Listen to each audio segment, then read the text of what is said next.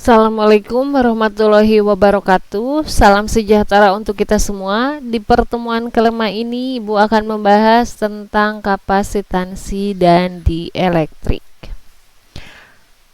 Nah, ketika kita berbicara tentang kapasitansi, ini ada hubungannya dengan kapasitor.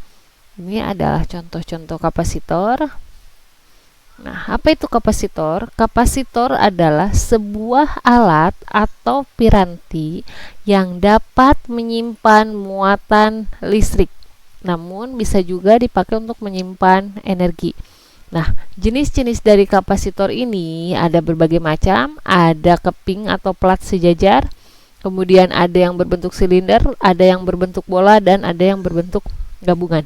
Nah, biasanya digunakan untuk apa? Kapasitor ini digunakan pada lampu kilat kamera, catu daya, cadangan energi pada komputer jika listrik mati, atau pada keyboard komputer.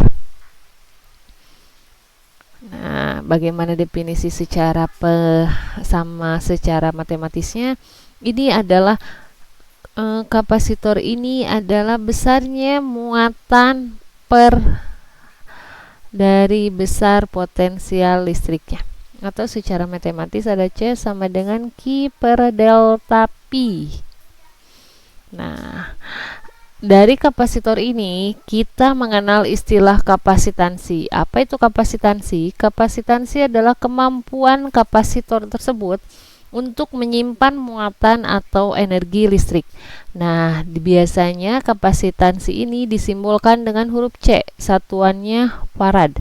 Kemudian ada Q yaitu muatan, ini coulomb, dan V adalah beda potensial volt. Sehingga rumusnya C sama dengan Q per volt.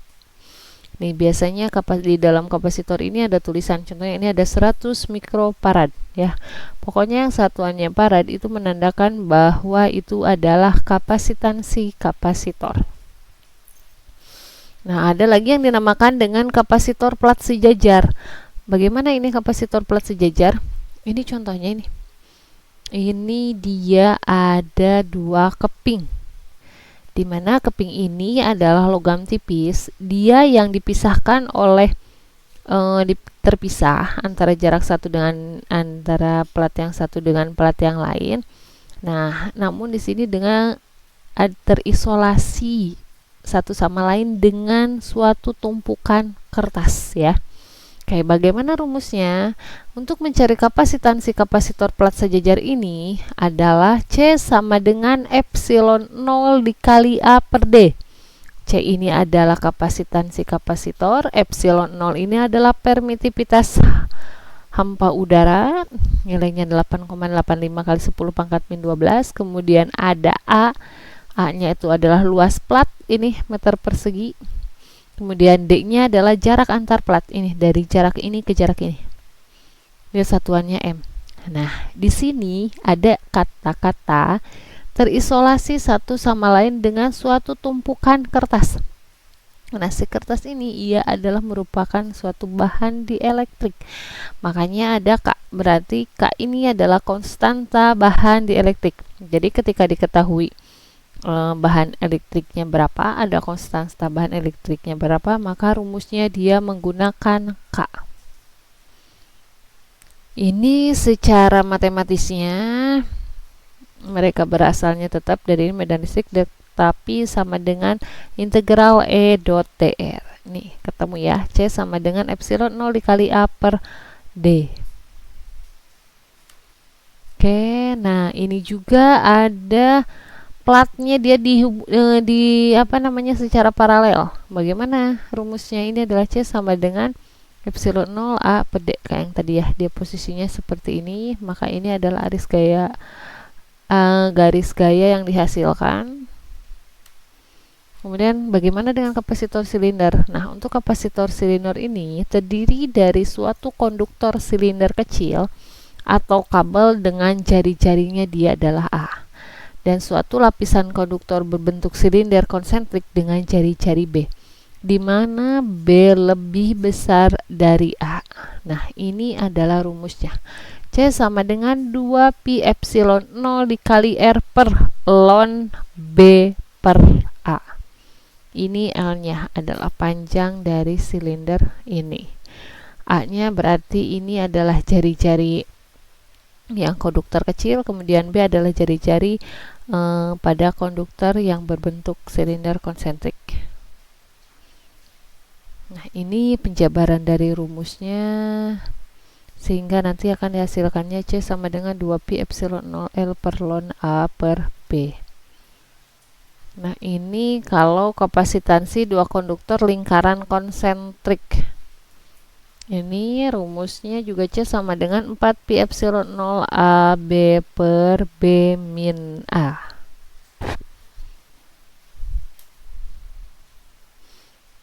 Ini penjabaran untuk rumusnya. Nah, sekarang ada yang dinamakan dengan rangkaian kapasitor atau combination of kapasitor.